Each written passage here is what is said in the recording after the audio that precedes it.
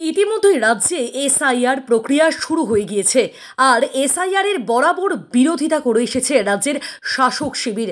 রাজ্যের শাসক শিবিরের তরফে এক প্রকার হুঁশিয়ারি দেওয়া হয়েছে, যদি একটি বৈধ ভোটার বাদ যায় সেক্ষেত্রে কমিশনের অফিস ঘেরাও করা হবে।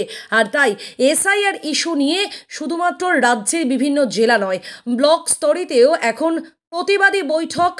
একই সঙ্গে প্রতিটি বুথ স্তরে কিভাবে তৃণমূল কর্মীরা পিএলওদের পাশে থেকে যাতে বৈধ ভোটার বাদ না যায় সেই কাজে সাহায্য করবে, সেই নিয়ে বৈঠক আয়োজিত হচ্ছে। ঠিক সেভাবেই শনিবারে বীরভূমের কোর কমিটির বৈঠক আয়োজিত হয়। আর অনুব্রত মণ্ডল অর্থাৎ বীরভূমের কোর কমিটির আহ্বায়ক অনুব্রত মণ্ডলের উপস্থিতিতে এবং আহ্বানে সেই কোর কমিটির বৈঠক শুরু হয় শনিবার দুপুরে। সেই বৈঠকেও মূল বিষয় ছিল এসআইআর ইস্যু, কিন্তু সেই বৈঠকে উপস্থিত ছিলেন না কাজল শেখ এবং সিউড়ির বিধায়ক বিকাশ রায়চৌধুরী, যাকে নিয়ে রীতিমতো তরজা তুঙ্গে।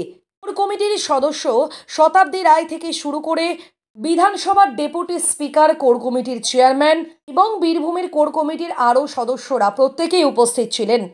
এই বৈঠক ঘিরেই শুরু থেকেই একটা আলাদা আগ্রহ ছিল সকলের মধ্যে। তবে যেভাবে বীরভূমের রাজনৈতিক তরজা তুঙ্গে, তাতে কাজল শেখের অনুপস্থিতি নিয়ে জোর জল্পনা শুরু হয়েছে।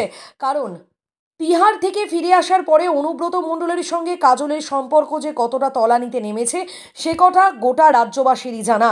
সেই হিসেবে এই বৈঠকে যখন তারা উপস্থিত ছিলেন না, সেই নিয়ে কিন্তু আরও জল ঘোলা হচ্ছে। সূত্রের খবর, এদিনের বৈঠকে এসআইআর ইস্যুকে কেন্দ্র করে ব্যাপক আলোচনা হয়।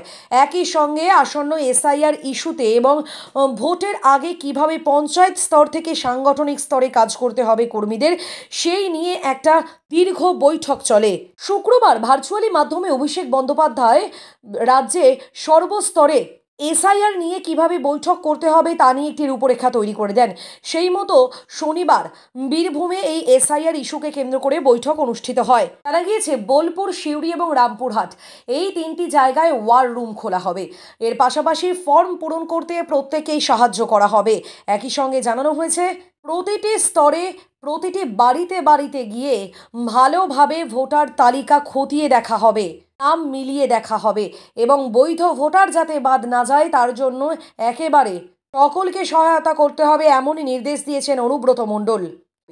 কাজলের অনুপস্থিতি ঘিরে যেন এক অন্য কিছুর গন্ধ পাচ্ছেন রাজ্যবাসী। রাজনৈতিক বিশ্লেষকদের মতে মমতা বন্দ্যোপাধ্যায় ২৬-এর ভোটের আগে যেভাবে একটা গুরুদায়িত্ব অনুব্রত মণ্ডলকে দিয়েছেন তা বোধহয় মেনে নিতে পারছেন না কাজল, আর তাই তিনি এই গুরুত্বপূর্ণ বৈঠক এড়িয়ে গিয়েছেন। তবে কাজলের এই বৈঠকে অনুপস্থিতির পর কি তার জন্য কোনো শাস্তি অপেক্ষা করছে? এখন এটাই প্রশ্ন।